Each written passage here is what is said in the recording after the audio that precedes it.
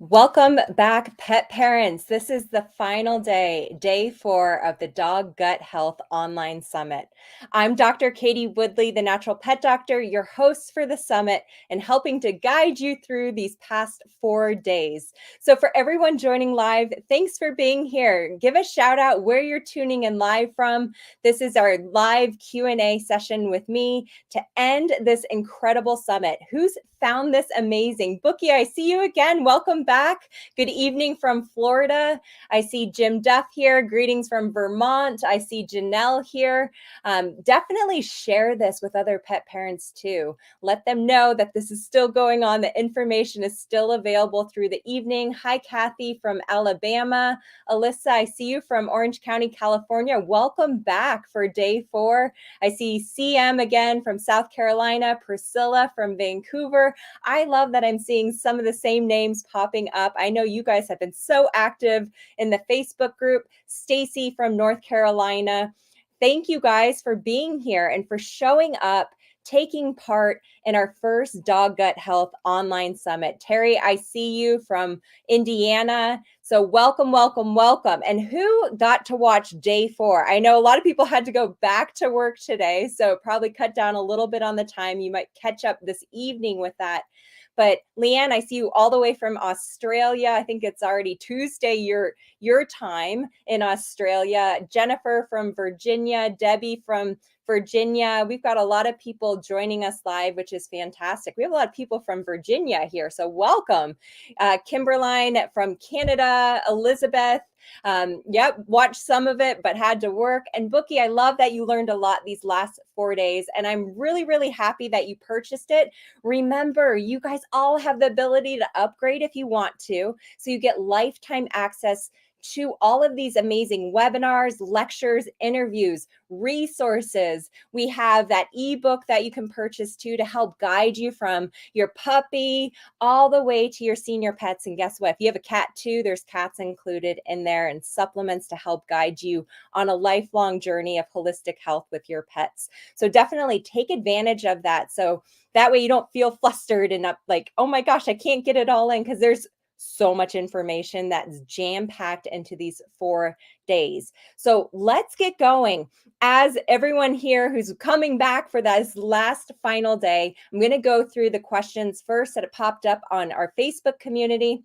And then we're going to go through your questions in the comments. So definitely post your questions in that comments, and we're going to go through this over the next hour. And keep in mind, another amazing bonus you get when you do upgrade your package, you get a masterclass with me after this is all over. So you get another opportunity to ask me questions, get some guidance, get some help to help get your pet's guts into a better state. So definitely take advantage of all of that while you can, because there's, as you know, you've been through 4 days with me now, and there's a lot of amazing content there. So let's jump right in. I'm going to start diving into these Facebook questions. And I know Nicole had a couple of questions.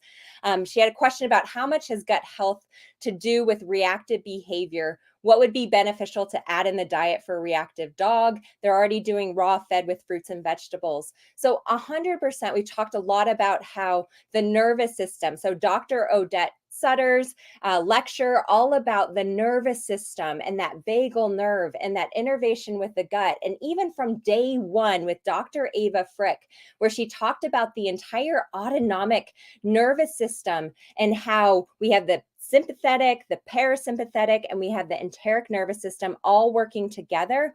We have this gut-brain axis. And I love the term that Dr. Odette used. She referred to it. Go back and rewatch that.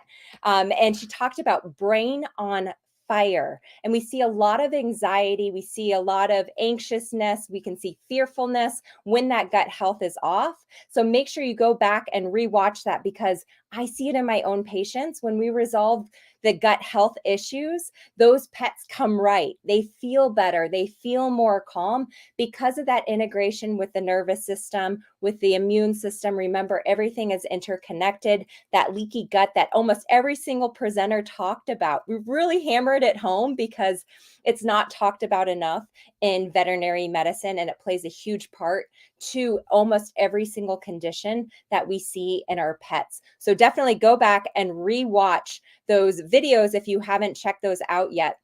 Also, Dr. Gabby's talk today. If you haven't watched today's talk, I know a lot of you are like, what supplements, what herbs, what nutraceuticals do I use? What are good brands? Today, day 4, is all about supplements and nutraceuticals. So, Dr. Gabby's talk, she talks specifically about different herbs. She had like multiple slides and even Chinese herbal medicines that you can look at and base it on what's going on with your pet. So definitely check out Dr. Gabby's talk from today. We have Dr. Neely North, who dove into prebiotics and probiotics and the science behind them and what specific strains are doing. And she also gave you additional resources where to get pure encapsulation products, even if you have a sensitive pet.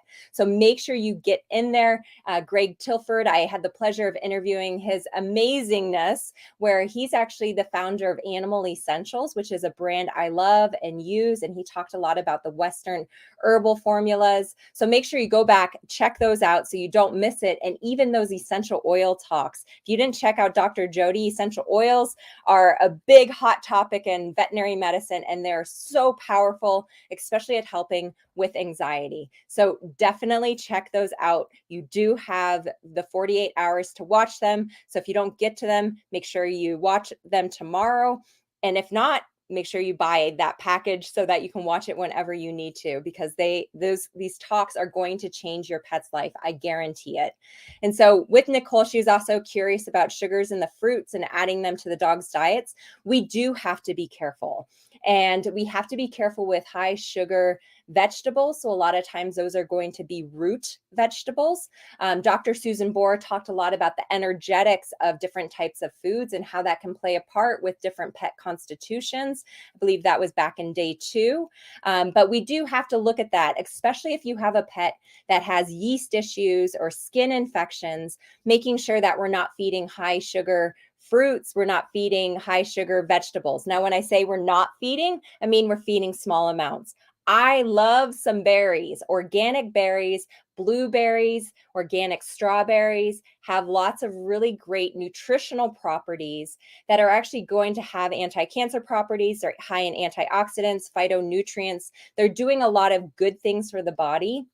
And that's where we can add a little bit in. And also, utilizing some of these root vegetables. But if you have a pet with yeast issues or, gut health issues, sometimes reducing the amount of these higher sugar vegetables and fruits can make a bigger difference than the phytonutrient content. So leave those out as long as you're healing that gut health, and then you can re-add them back in. All right, we have another question from Sujata. Would like some help in finding out the amount of fresh raw food to be given to a 60-pound Anatolian Shepherd.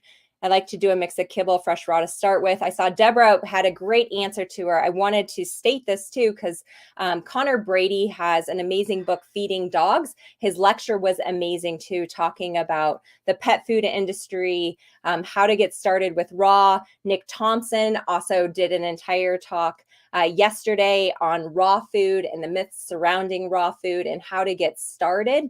And typically what we're doing is we're feeding 2 to 3% of your pet's body weight per day. So you can take that weight, take the pounds, you can times it by 0.02 or 0.03 if you have a really active dog, and then that'll give you the amount that you're supposed to be feeding. That is a very raw, rough guideline. So that's going to vary. That's where it's really important to do body condition scoring, and also to make sure that that food over the long term is being balanced with the right vitamins, minerals, bones, organ meats, things like that, that we need to provide those right ratios of calcium, phosphorus, and other vitamins and minerals. All right, Debbie, you got a few questions here from, looks like Dr. Neely's pre and probiotic talk. Can you use too many prebiotics? And I'm going to generalize this because with anything like, so when we talk about supplements, when we talk about herbs, remember, even though because they're natural, we can give too many of something that's good and we can cause adverse effects. And there are a lot of pets here because I've seen your stories and I've seen your comments and I've seen your questions. And there's a lot of pets here that are these really sensitive pets. And you've been doing amazing things and being an amazing advocate for your pets to find the root cause. And that's probably why you're here, to learn more about how you can help them live their best life, right? And if we overdo things, or sometimes like even that prebiotic, that probiotic, or those probiotics, like Dr. Odette talked about in our day 2 live Q&A that you can rewatch in our Facebook group, she talked about how a lot of times she's not using probiotics because it's not like what we find with those probiotics. We're using a couple different strains, right? And we have hundreds, thousands of different types of strains that are living in our pets' microbiomes. And we can't rely on, shouldn't expect, it's an unrealistic expectation to think that giving a little pill of a probiotic is going to repopulate the entire gut health. This is also where Dr. Margot Roman, who was talking about fecal transplant therapy, talking about how actually, putting a catheter up the back end and doing this poo slurry, we're going to get better results with that versus like a tiny little capsule. But if you find that your pet does better giving like the prebiotics with the probiotics, go for it. Each pet is an individual. Never forget that. And I think a lot of times what we do is we dump everyone into like the same category. This happens in human medicine all the time. And it's like, oh, well, that food doesn't work for me. What about that? And you get like told like, oh no, every dog does fine on the kibble, right? You should feed this, you should feed the prescription food. And you like put your dog on the $100 bag of prescription food and they like tank and they do awful and they get vomiting and diarrhea. And you're like, oh my goodness, this does not help my pet. And so keep that in mind. Everything that's talked about here, there's a lot of information. And when you're going through these talks and you're hearing about different diagnostics, you're hearing about different supplements, different nutraceuticals, different physical manual therapies, keep in mind that it may not work for your pet or it may fix your pet. And that's why I love this, because they're all tools in your toolbox. So when you're writing that down, you can talk to your veterinarian and you can ask them these questions and say, hey, we haven't tried this yet. We're still having symptoms. What are your thoughts on this? Let's give it a go. Or you can run that NutriScan test by Dr. Jean Dodds at HemoPet and look for food sensitivities and adjust your pet's diet. So there's a lot of different things that you can do. And, those animal biome, they made fecal transplant a lot easier where it's in the capsule form. So Dr. Margot Roman works with veterinarians across the US and will actually send those fecal transplant supplements to veterinarians. So there's a lot of different options. So even though it feels a little overwhelming, remember, it's just a tool in the toolbox. And that way we don't ever feel hopeless. Sometimes that path is long, right? The healing path, we have to be patient. Healing takes time. And we have to just be patient that we know we're on the right path, even if we're going through this little bit of an up and down. So keep that in mind as you're going through all of this information. Should you use daily prebiotics, probiotics as supplements if your pets are not showing signs of gut issues? Prebiotics, 100%. We can use this as real food sources. Yesterday's talks with Dr. Tori Countner, go back through those because it's talking about how you can use real food as a prebiotic. Remember, our prebiotics are the things that are feeding the beneficial bacteria. They're feeding the microbes. They're helping that ecosystem flourish in that microbiome. So we're also helping reduce inflammation. We're giving the things that it needs, the nutrition that it needs. So you don't necessarily have to use a supplement. That's what I love about this. There was another question earlier in the Facebook community about a certain supplement. And I said, this is, it looks great. However, you're going to get more bang for your buck by going to the grocery store or going to your local farmer's market and buying organic blueberries and rotating that with medicinal mushrooms, getting some shiitake mushrooms, getting reishi mushrooms, getting even button mushrooms, getting your Brussels sprouts, getting your kale, getting your broccoli, lightly steaming it up, making it easier for them to digest. And that variety is an amazing prebiotic and food source for the good microbiome bacteria. So keep that in mind. You don't always have to use all these supplements, and it's going to be cheaper and more effective a lot of times over the long run. So is it really necessary for a dog to be on antibiotics for 60 days for a fungus skin issue? I can't answer that because I have no idea what's been going on with that dog, unfortunately. And so I would refer back to your veterinarian. You have other tools now to help heal. Whenever I hear about pets being on long-term antibiotics, I always go back to gut health. Why is that skin to gut access off? Because once again, just like that brain gut axis, we have a skin gut access. Remember, there's microbiomes on that skin layer. That's why we can use topical like probiotic sprays for allergy patients, and that can clear up skin infections. We have to look at each system as being interconnected. And so that's where I would focus 100% on how do we optimize this gut health. And a lot of times those infections will be a lot easier to treat.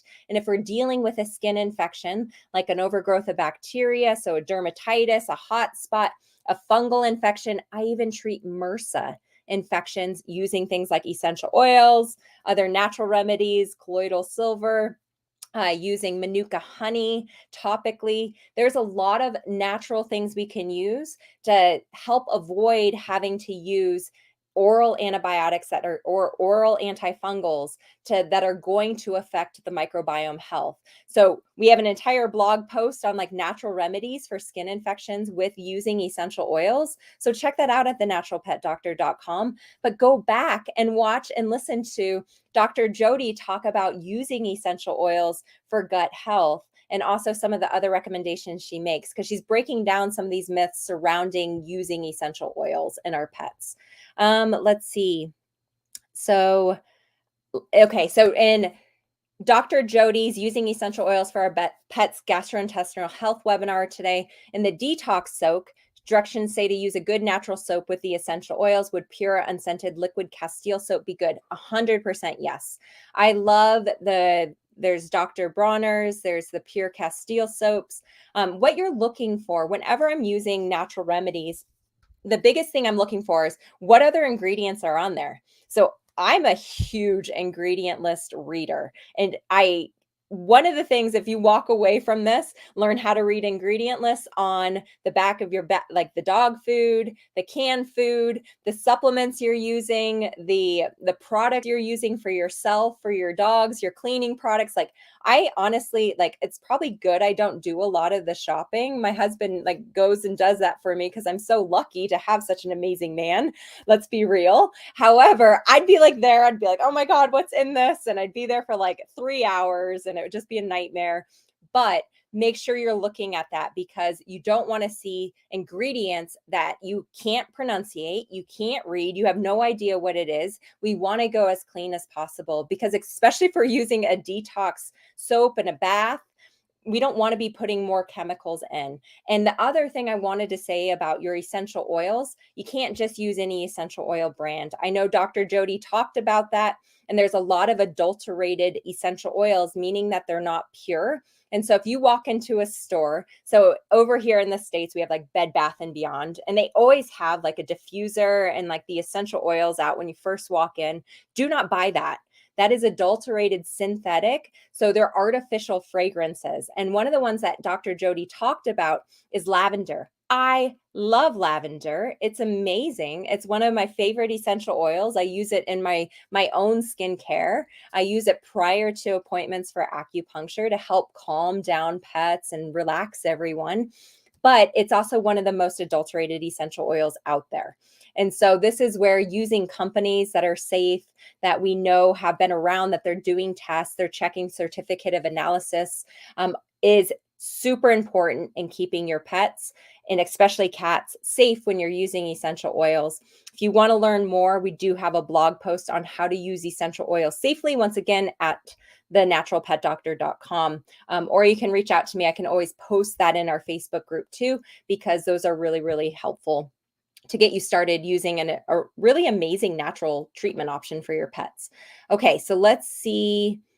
We have a lot of comments about like sensitive pets. We've talked quite a bit about that through these past 3 days on sensitive pets, starting small, going back to a lot of these webinars and re-listening to them, because there's a lot of tips and tools and those diagnostic tests that if you have a really sensitive pet, you need to go back and probably do some of these further diagnostic tests, whether that's an animal biome test, whether that's doing a fur tissue or hair tissue mineral analysis test, whether it's making sure that we're looking at just like a CBC biochemistry panel, that's a full blood work panel, making sure we're not dealing with a thyroid issue. So there's a lot of different tests that were mentioned. So make sure you go back through a lot of these. The day one had quite a few tests on there. Day 2 was talking about NutriScan. So there's a lot of resources there to tap into to figure out, why is my pet so sensitive? Get to the root cause, so you're not just guessing and throwing away a ton of money on your supplements, on vet visits, where it's just like, I can't figure it out, I don't know what it is, and we're not doing those tests to figure it out. So make sure you're writing those down, taking it to your vet and checking them out. Olga had a question about, how can I tell if a dog's reacting to food allergies? Mine started licking front paws a lot just after a couple weeks. What do you do? Tests. So this is where leaky gut, big time. We need to see what's going on in that gut health. Is there a food sensitivity? NutriScan by Dr. Jean Dodds. So HemoPet is going to help identify if there's a food sensitivity. There are environmental blood tests that look for environmental allergens. I don't run the food allergen profile from a blood sample, because it's checking, like Dr. Jean Dodds. She specifically had a slide that showed the pros and the cons for looking at blood samples versus the saliva tests and the different immunoglobulins that it's testing for, because they will be very different for a sensitivity versus an allergen. And those food allergy blood tests are not sensitive at all. So that's a waste of money. Don't do them. Okay. There's my warning to you. Do not do them. Just do the environmental allergy test, because those are true allergens, and you can do immunotherapy. There's a lot of other ways to treat that. But we do have to go back to leaky gut, what's going on in the microbiome, and doing those additional tests that we've been talking about for the past 4 days. Let's see. We talked a lot about inflammatory bowel disease. Most lectures have covered that.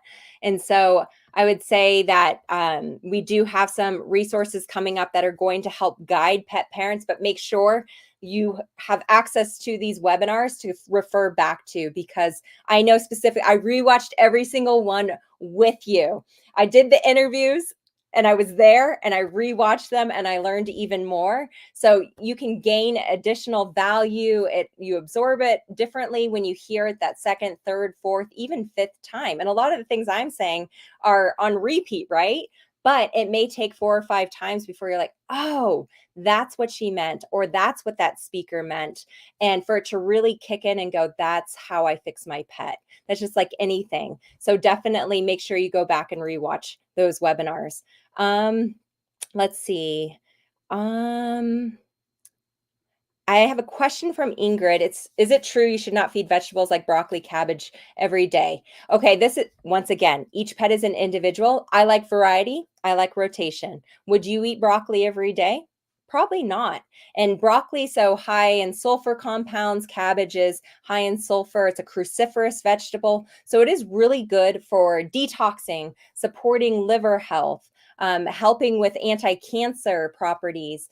The thing is that especially for vegetables that are high in like calcium oxalates, if your pet has like their urine pH, so if it's too low, they can form crystals. So calcium oxalate crystals, which can solidify into calcium oxalate bladder stones if that pH of the urine is off.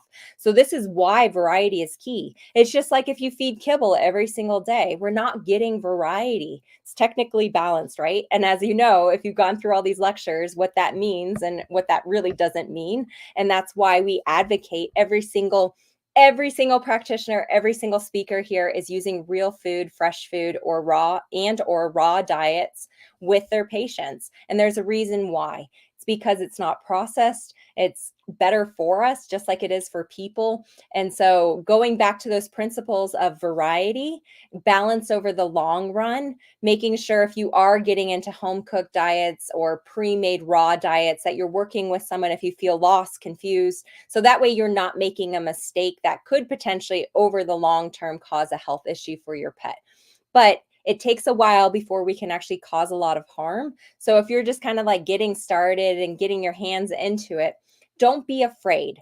Get going, keep researching. Like Kimberly Gauthier with Keep the Tail Wagging, in her interview, she talked about her journey starting with raw food and how she essentially went with those pre-made raw brands because she was super overwhelmed, which you may be right now. And it helped alleviate a lot of that stress where she could go, I can learn, and I know I'm feeding my pets from a good brand. She used Darwin's. I use Darwin's. My 2 cats are being fed it right now. It's a great company. And there's a lot of others.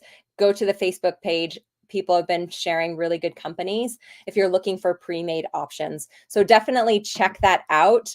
But, go the easier route. Take some stress off. Okay, maybe it's more expensive, but it allow you time to continue to learn, jump into a lot of these amazing Facebook groups or partner with a holistic veterinarian, integrative veterinarian to learn how to do some of these raw food diets or a fresh food diet and really dial that in for your pet's optimal health. All right. Let's see.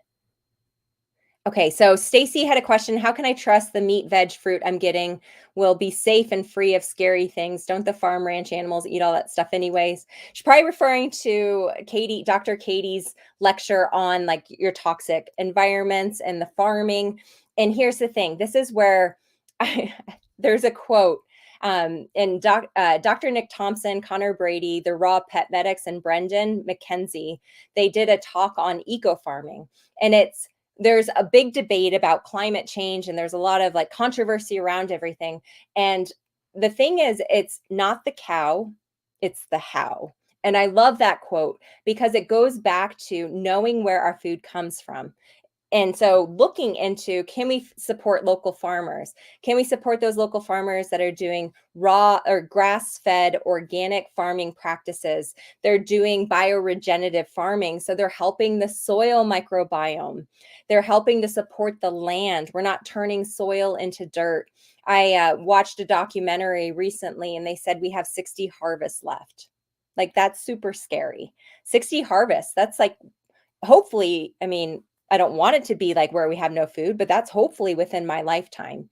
And so we need to change the way that we're taking food from the land in order to help climate change and to continue to live on this planet.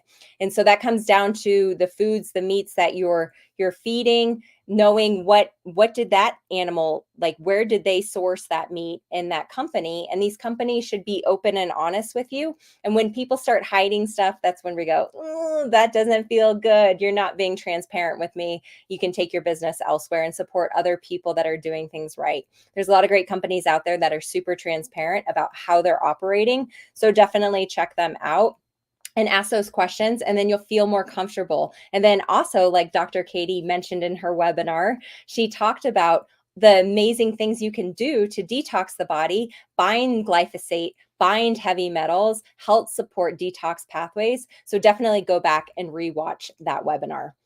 All right, let's see. So Colleen has a big question regarding dogs with mitral valve disease. Seems to almost be universal at this point. They start getting picky, not eating well, and lose weight, often unrelated to recent change in meds or blood work. Any idea why? What can be done to help other than artificial appetite stimulants? Any natural appetite stimulants? Would probiotics, digestive enzymes, or even fecal transplant help? Okay, there's a lot of other questions, essentially questions asking about every single thing all the speakers talked about. So Colleen, 100% yes. I treat heart disease all the time with my patients using natural remedies, using food as medicine. And I know specifically Dr. Gabby talked about hawthorn today, and I use hawthorn for a lot of my heart patients. It's a nature's appetite stimulant. She also talked about catnip. And so there's a lot of great resources in her webinar from today. So Colleen, if you haven't watched that yet, make sure you check it out. And also remember, everything's interconnected. And so if the gut microbiome is off, which it probably is with the heart isn't working as well as it should when we have leaky valves, and it's going to affect the blood flow. And that's where looking for, do we have increased inflammation in this body? Is the body stuck in a sympathetic overload? Is it stuck in a parasympathetic? Do we have a major stress response going on? That's where we can check the animal biome test. That's where we can do a fur tissue test. And I find a lot of these pets are really low in calcium and magnesium, which are essential for muscle contraction. We don't want that especially when the heart is already working overtime, because we're going to see progression of disease a lot faster. And if we go from heart disease into heart failure, it becomes a lot harder to treat. But definitely rewatch Dr. Gabby's, because she talks specifically about some of those natural appetite stimulants. And she mentions Hawthorne, great brand that I love. Once again, Greg Tilford, who was a speaker too, talking about the Western herbs supporting gut health, is animal essentials and the glycerin tinctures. So a lot of herbs, unfortunately, are dissolved in alcohol because that makes them more concentrated, so more effective, but it tastes really gross. I'm not going to lie. And when we're using it with our pets, it can be really difficult to give it to them, especially cats. And we don't want to create more stress, right? And so those glycerin tinctures are actually really, really good for not making it like the worst time of the day anytime you have to give it. And I know they have a Hawthorne berry glycerin tincture, so definitely check that out for your pets. Always talk to your veterinarian too, because there could be medications and other things that are going on. If your vet's not sure, has no idea what the heck a Hawthorne berry is, use one of us or use a practitioner from the ahvma.org that does telehealth consultations to help guide you to make sure that you're keeping your pets safe. So definitely check out that resource and find someone near you. All right. DD. I think I touched on this briefly the other night. It might have been with Dr. Odette. It might have been last night. But I know you've been asking about functional ileus. Your Havanese has IBD. Symptoms are well managed, but there's major stress issues. It looks like separation anxiety because stress triggers her ileus pain. My questions, she's doing so much better on Royal Canin low fat. It saved her life. What I would say is I can't give specifics because I don't know the full history and what's been going on, and I don't know what tests have been done. But I would go back through, re-listen to some of our live Q&As. If you weren't able to catch all of them, I would first be doing a fur tissue test and an animal biome test. And if you haven't done like a GI panel from Texas A&M that's looking for B12, I imagine you've already done that one. That's a very common Western test. It's very good. It needs to be done for anything with like IBD, ruling that out, looking at small intestinal overgrowth. But I would say, where are the mineral status at? Are we low in magnesium? I've mentioned a few of my patients, and I work with a lot of patients that have inflammatory bowel disease. And if we're low in some of these minerals and we're not, even though we're feeding a balanced diet, especially if you're finding that your pet does the best with a processed food diet, there will be imbalances. I would be shocked. I would put almost all my money that there would be an imbalance. But the thing is once you know that there's an imbalance, you can supplement with whole food supplements. You can supplement with glandulars. You can do it very slowly for very sensitive pets. And you're going to help. Even if there's heavy metals can play a big part. So that's where those fur tissue tests can be really, really powerful at helping with that. So definitely check that out. Do some of those tests. If you need guidance or help, we do partner with people, telehealth consultations. Our hair tissue tests are part of that initial consult. So definitely check that out at thenaturalpetdoctor.com. All right, Mitch, let's jump into some of these questions here. Now we're through those. Jim, what herbs and supplements would you recommend for a warm dog with mast cell cancer? So Jim, this is where I look at, so for a warm dog, when I go to Chinese herbal medicine or look at a pet from a Chinese medicine perspective, everything is interconnected, right? And a lot of times when we have mast cell disease, we have what we call like a blood deficiency. A lot of these dogs have been on a kibble diet. Kibble diet's very drying. It's pro-inflammatory. It doesn't support spleen, which is the digestion in the digestive organ in Chinese medicine. Now, I don't know if your dog's been on kibble for a majority of its life and maybe you've transitioned or maybe you haven't transitioned yet. I'm not sure. I don't know the backstory. But for number one, anytime we're treating cancer, a pet has cancer, and this goes for lipomas, benign lumps and bumps. That is a benign cancer. It doesn't necessarily mean there's going to be a major issue like there can potentially be with mast cell tumors. So mast cell tumors release a lot of histamine. They can get really red, angry, irritated, inflamed. They can be a big problem where they pop, like they get really big. They can break open. They can be really irritating and distressful for pets. And so when we're looking at cancer, we need to make sure we are feeding low carbohydrate diets. We talked about this last night where Keto Pet Sanctuary, getting them ideally towards a more ketogenic diet, which is going to be a high fat and medium high protein, very low minimal carbohydrates. Any carbs that are in that diet are going to be like your leafy greens, your blueberries, your high antioxidant nutrients to help support the body that have anti-cancer properties. We talked a lot about turmeric, and turmeric can be a warming root. There's different types of turmeric though, and it's fascinating. So not every warm dog does poorly with your turmeric. So what I'd say is try it and see how they do. You'll know a lot of times because they feel more hot, they pant more, or they're like seeking the cool like floor, the tile more. But using turmeric, which is a great anti-cancer supplement, also supports gut health, transitioning them to that really low carbohydrate diet. The Chinese herbs I use will depend on that pet. There is a really common one that is called Blood's Palace. And what it does is it's essentially a combination of different herbs that are blood tonics. So blood tonics are things like we can use food for blood tonics, so organ meats. There's a lot of different ways that we can incorporate blood tonics. Essentially, we're putting more blood back in or water back into the river to get things circulating again so they don't back up and cause a lump or a bump or a mass. That's essentially kind of the metaphor way of describing these things.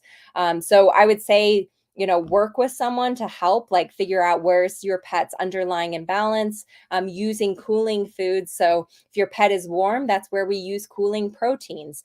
We're using things like turkey, duck, rabbit. Beef is neutral. We want to avoid things like venison. We want to avoid lamb. Chicken can be warming.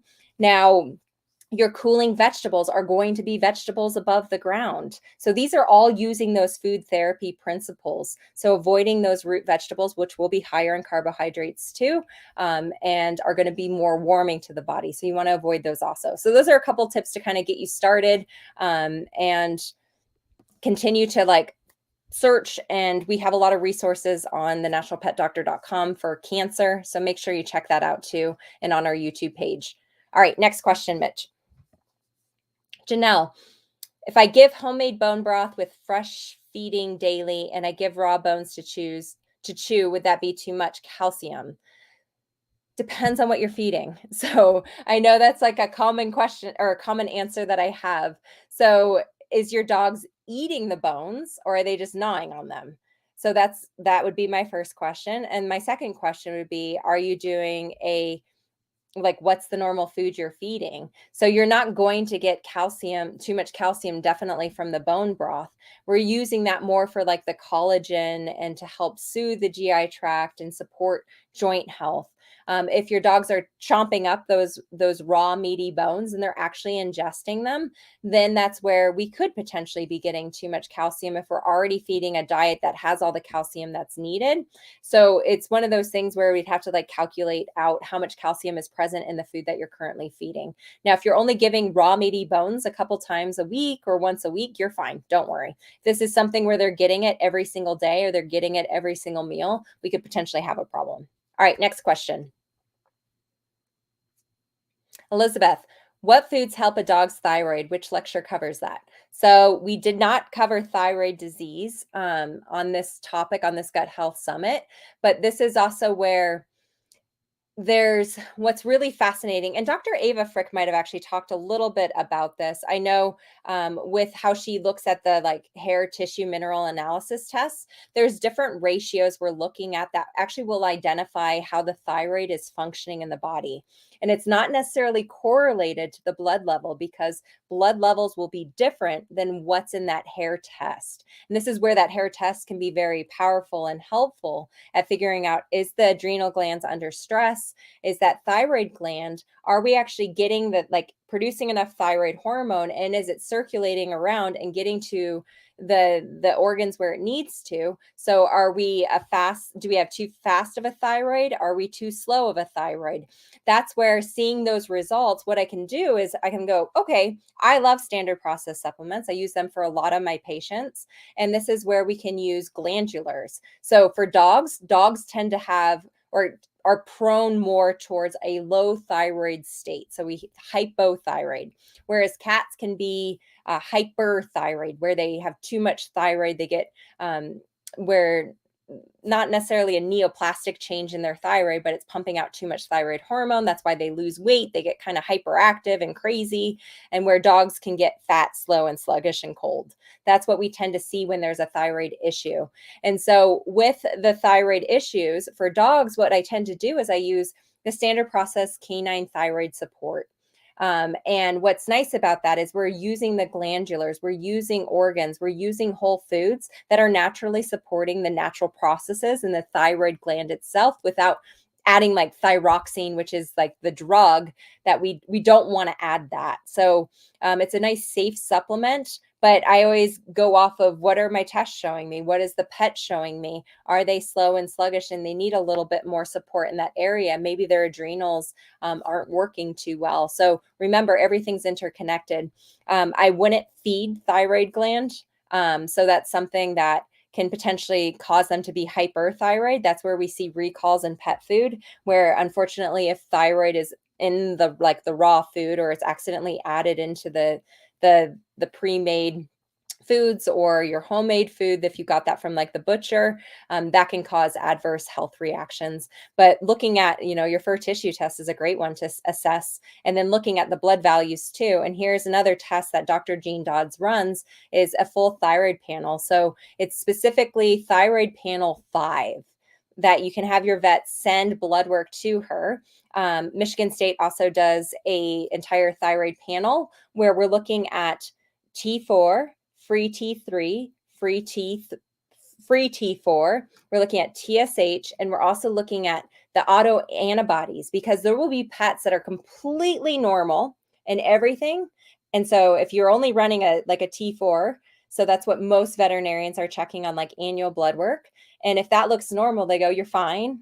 And they just wait, and they wait until like symptoms continue, or that thyroid drops so low that now it's low in the blood work. But if you're looking at the autoantibodies, you can start treating prior to that pet now having an issue. So it's an autoimmune disease, once again, what's going on in the gut, because everything's interconnected. But we can use these supplements to support your pet's body and hopefully help avoid putting them onto some of these medications. Or if we need to use like a thyroxine supplement, then we're using really, really low doses to keep your pet functioning optimally. So hope that helps a little bit. All right, next question. Priscilla, one speaker said it's okay to top up the kibble with real food, but another speaker suggested it's better to do it separately because it may confuse the dog's digestive system. So this is a common debate. And I feel like with what I've read and the research that I see, for the most part, most people should be okay mixing. And here's where it's not okay to mix, though. So if you're adding raw meaty bones in and you're feeding kibble, then don't add that raw meaty bone. You want to separate it. If you're adding in things like a raw topper, where it's already pre-broken down, it's already like kind of pre-digested, it's raw meat, and maybe you have some vegetables, and you're adding that onto a kibble to either transition, then you're fine doing that together. The reason why we don't feed like a raw meaty bone on top of the kibble is the digestion time. And so what we find with kibble is that pH of that stomach is higher than if we're feeding a raw food diet. That pH of the stomach will be lower. This is why like adding in digestive enzymes can help, why using things like Pepsid or antacids can actually cause more problems long term, unfortunately, for a lot of these pets. But if you're worried and you're like, I don't know what to do, just separate it out. keep it super simple for yourself. And maybe in the morning, if you are feeding both, because maybe you can't transition 100% to raw due to budget, whatever reason you have, do kibble in the morning and do your raw in the evening and just separate it out. And then that way you have less to worry about, right? You don't need more to worry about in this world. So just separate it out, but you should be okay just following those principles with raw meaty bones and keeping those separate. Okay, next question. Victoria, my boy is raw fed and eats multiple proteins. He's got good poop, solid, well formed until the end when he is loose or last few drops are liquid. Is this common or anything that we can do to help eliminate this? So that's it may be common for a lot of people, but I would say based on that, I would say there's something going on. My first questions with a raw food diet would be, is there too much organ meat and not enough of the calcium? So a lot of times, so what we'll see when we start feeding raw is if there's too much calcium, if there's too much bone content, we tend to see like really constipated. We can see constipation where your pet's straining to defecate. The stools can look white and chalky and crumble really easily. And then vice versa, if there's too much organ meats, which are really rich, and not enough calcium, we can see the opposite effect where we're seeing softer stool. I would say start with it, assessing like, okay, well, am I getting that 80-10-10 ratio? Maybe adding in some more fiber into the diet too. Some dogs do better with fiber. This can be in the form of psyllium husk. Dr. Neely today talked about inulin, adding that in as a prebiotic to help, especially if your pet is prone to loose stool. So make sure you rewatch Neely's talk today. If you haven't already watched it, make sure you watch that because she has some really good tips on how to help solidify stool and really good supplements that are really high quality to help support gut health. All right, next question. Jennifer, any suggestions for treating clogged anal glands besides pumpkin and sweet potatoes? 100% yes. Rewatch last night's Q&A because I talked all about anal glands, and we have an entire resource. We have an entire blog post on anal glands. We have a video on it on our YouTube channel, Dr. Katie Woodley, the Natural Pet Doctor, and also on our blog post, thenaturalpetdoctor.com. And we talked about using chiropractic care that can help tremendously, making sure that we don't have a food sensitivity. A lot of times once we've ruled those things out, using Chinese herbs to help calm down inflammation, but definitely check out that blog post. All right, next. Gail, can you tell me when it's not good to feed fermented foods because of the high histamines in them? Depends on the pet. Are they prone to allergies and itchiness? If you feed high histamine foods and you're finding that your pet breaks out all red and irritated, that can be a sign that they're having a histamine response.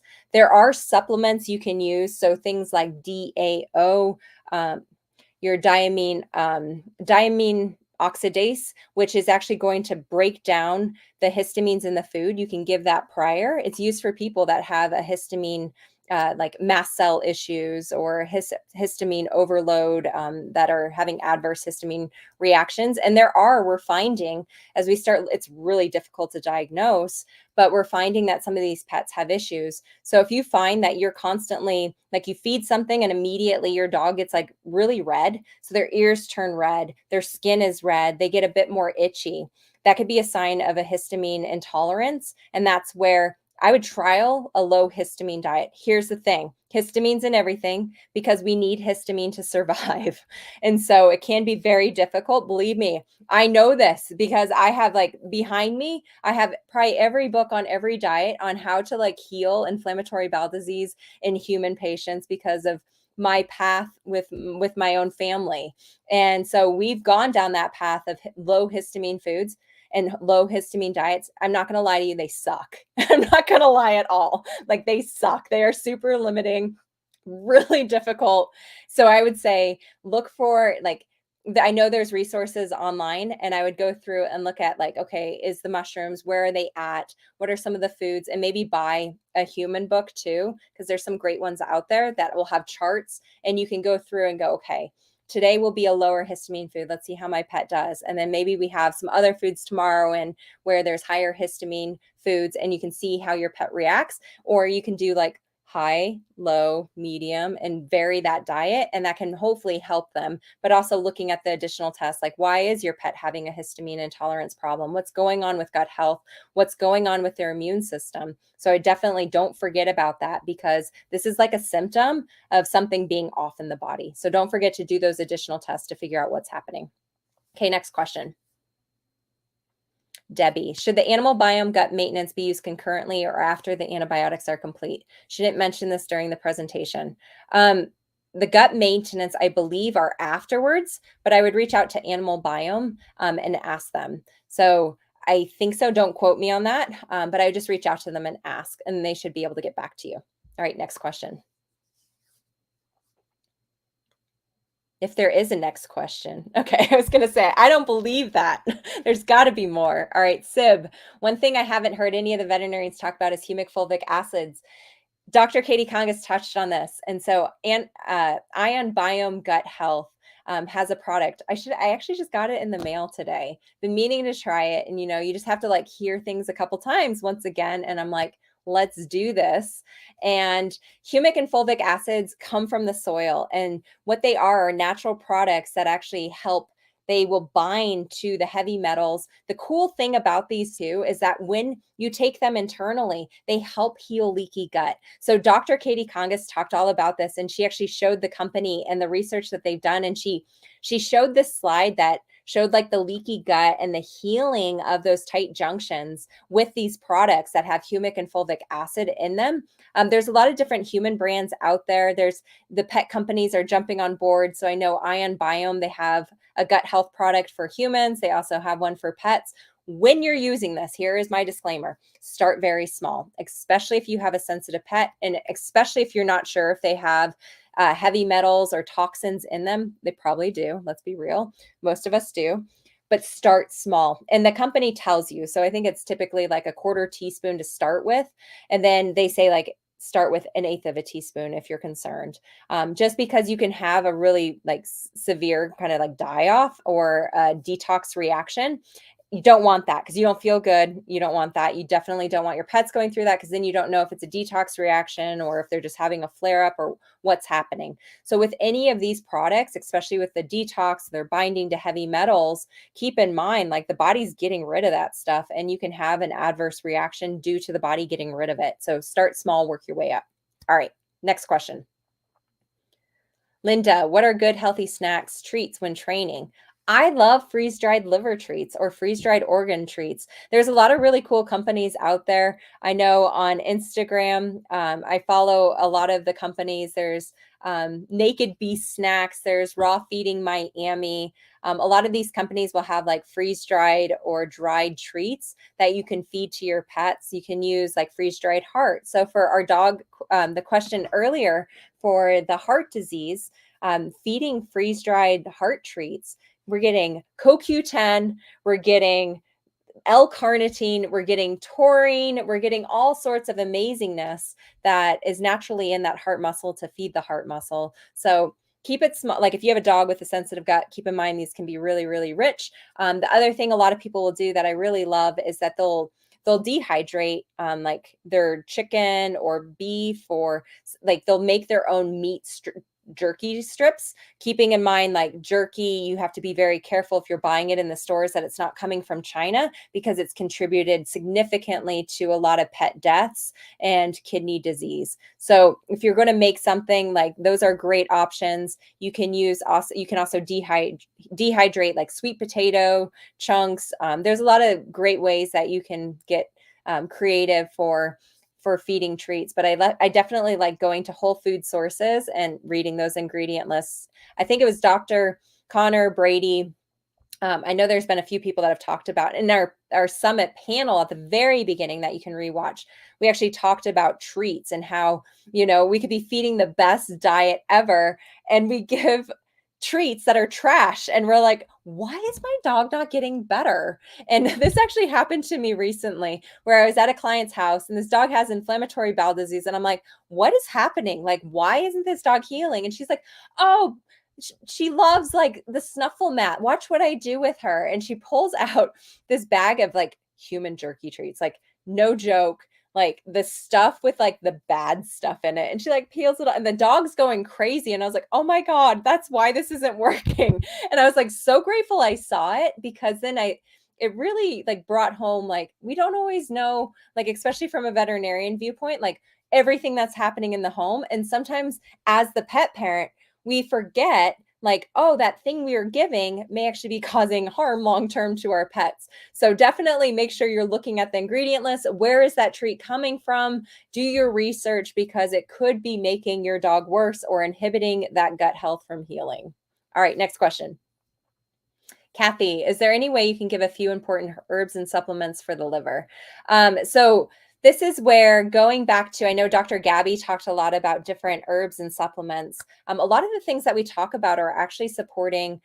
So when we think about the system, right? And we think about like detox, because this is a huge part. Typically, this is not the first step, because we need a stronger body before we step into the realm of detoxing. But the gut is where a lot of those toxins are going. So this gut health summit is key for detox, but also we have the kidneys and we also have the liver. And so when I'm looking at liver support, I'm looking at things like, okay, well, what foods are really high in sulforaphane? I already talked about some of those. Those are going to be things that are like your broccoli, your cruciferous vegetables, broccoli sprouts. I talk a lot about on my social media, because it's so easy, and we make broccoli sprouts. And if I can make it, anyone can make it. I get organic broccoli sprouts from Mountain Rose Herbs. There's a lot of other great companies where you can get them, and just Google how to make broccoli sprouts, but they're super concentrated. Even cats will eat them mixed into like raw food diets. So those are a great like supplement. Milk thistle is another great one. With milk thistle, I tend to pulse dose it. So what that means is I'm not using it every single day. I tend to use it. So say if you're giving flea and tick preventatives and you're giving conventional ones, for one, make sure you check out my blog post on natural remedies for flea and tick stuff, because there's a lot of things we can use to help naturally repel insects rather than using toxins and chemicals. But if you have to give like a heartworm preventative or any of these flea and tick medications, or your pet is due for vaccines and you've done vaccine titers, so that's a whole different topic. We won't go there tonight. But that's when I'm using milk thistle. That's when I'm using things like, you can use your greens, your chlorophyll, so chlorella, your spirulina. Adored Beast has a great phytoplankton blend.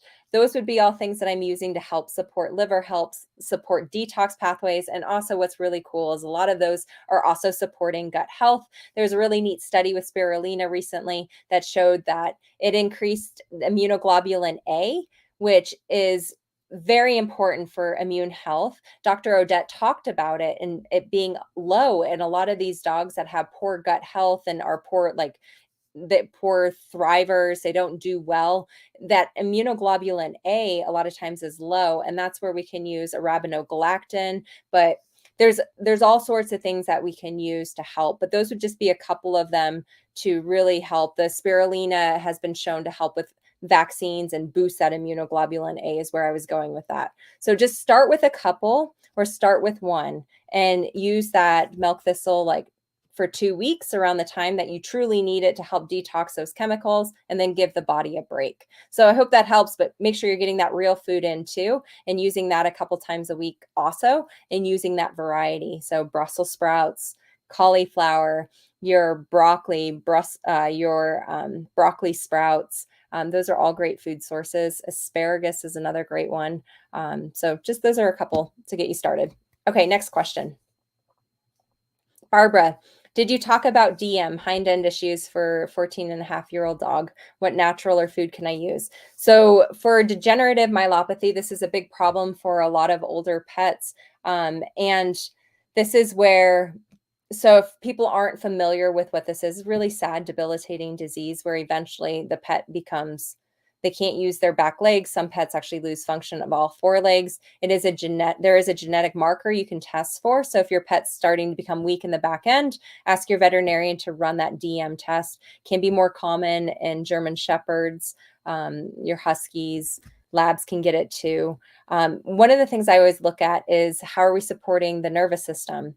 And so this is where doing chiropractic, doing acupuncture. But remember, like Dr. Odette talked about, we have the vagus nerve, we have that the entire so go back to Ava Frick's talk also too. We have this entire autonomic nervous system, the sympathetic, parasympathetic, the enteric, so the nerves innervating the gut, and everything's interconnected.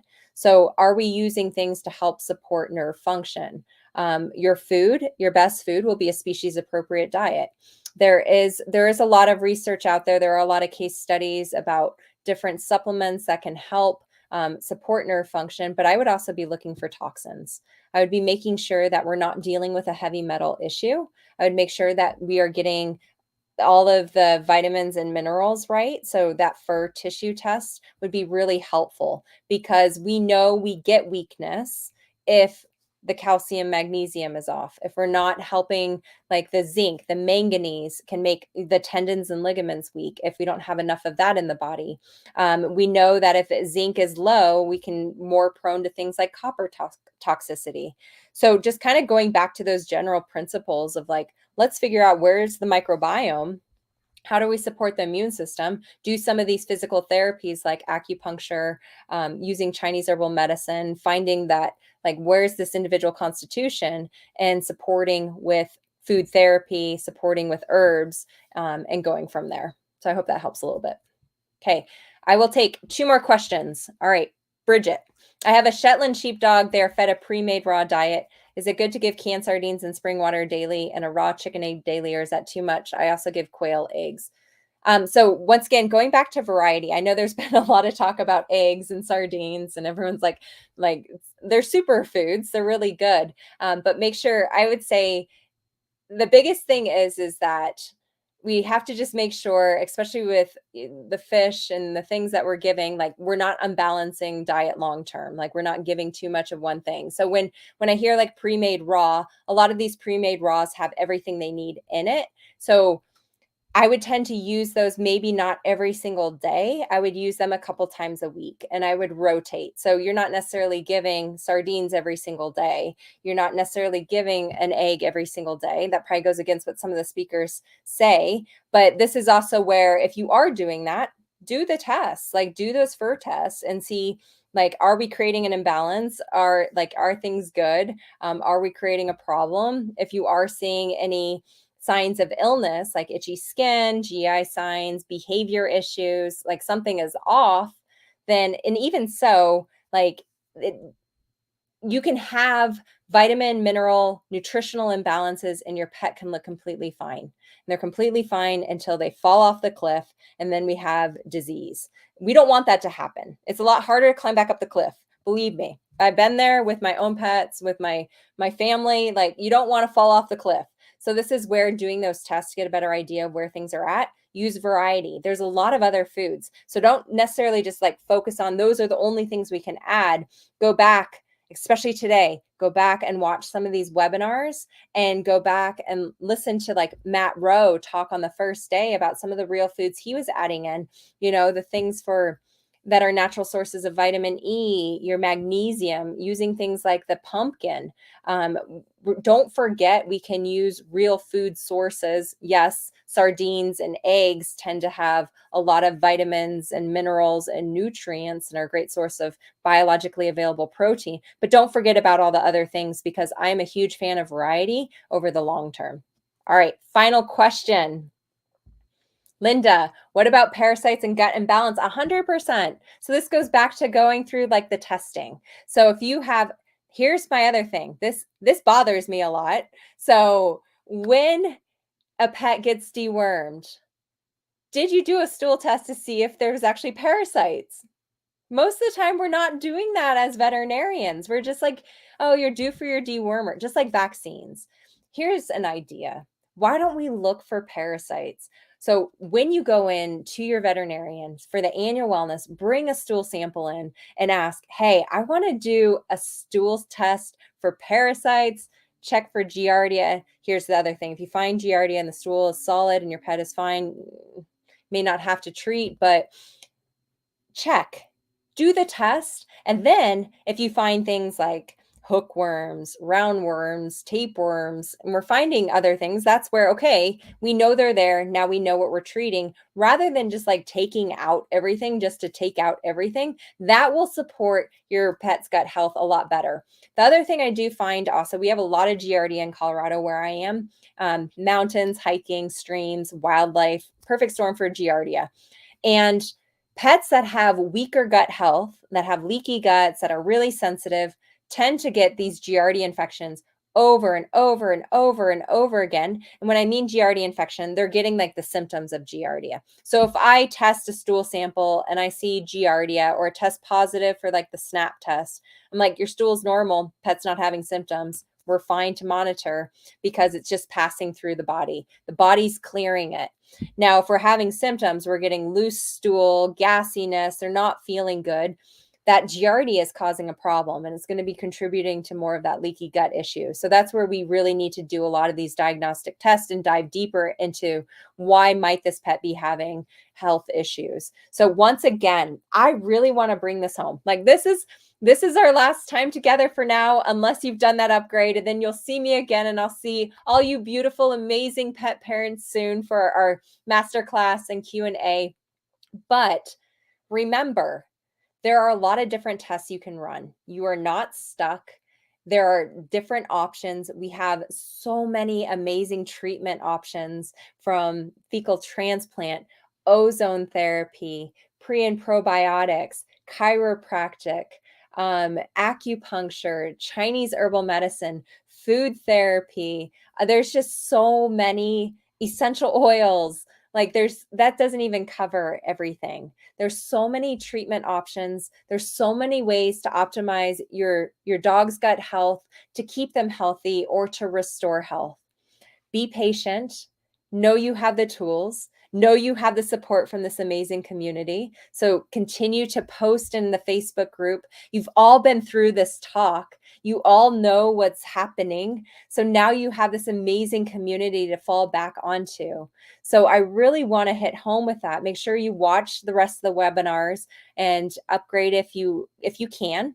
So that way you can refer back to everything. But I've truly appreciated being here with each and every single one of you. And I wanted to give a shout out to every single practitioner, veterinarian, and speaker we've had, because it's been an amazing experience putting this all together for you. But I also wanted to give a really big shout out to the people who put it together. So Pet Summits, Mitch and Isaac, you don't see them, but they're in the background making all of this happen for pet parents across the world, for veterinarians watching across the world. And I just feel so blessed and so grateful for each and every one of you to learn more, be on this journey, because this is why I do what I do.